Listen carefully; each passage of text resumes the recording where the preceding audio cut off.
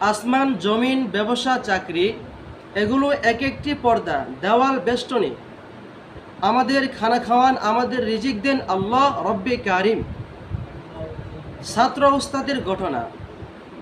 এক ছাত্র এবং উস্তাদ দুইজন এক বাড়িতে গেছেন দাওয়াত খাওয়ার জন্য।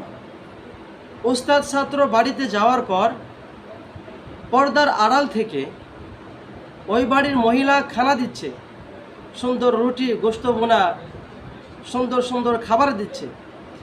উস্তাদ ছাত্র দুইজন মিলে সুন্দরভাবে খানা ভক্ষণ করছে, খানা খাচ্ছে। এক পর্যায়ে ছাত্র উস্তাদকে বলে, উস্তাদজি কি সুন্দর একটি পর্দা, এই পর্দা কি সুন্দরভাবে আমাদের খানা দিচ্ছে। পর্দা আমাদেরকে রুটি দিলেন, গোশত বোনা দিলেন, আরও সুন্দর সুন্দর খাবার দিলেন। আমি আজ বাসায় গিয়ে পর্দা কিনে ফেলবো, পর্দা কিনে এখান থেকে আমি সুন্দর সুন্দর খানা ভক্ষণ করবো, খানা খাবো। ওস্তাদ বলে, আরে বেটা বোকা, এ পর্দা আমাদের খাবার দেয় না। পর্দা রয়ে পারে, একটা লোক রয়েছে, ওই লোক সুন্দরভাবে আমাদের কি খানা দিচ্ছে, পর্দা আমাদের খানা দেয় না।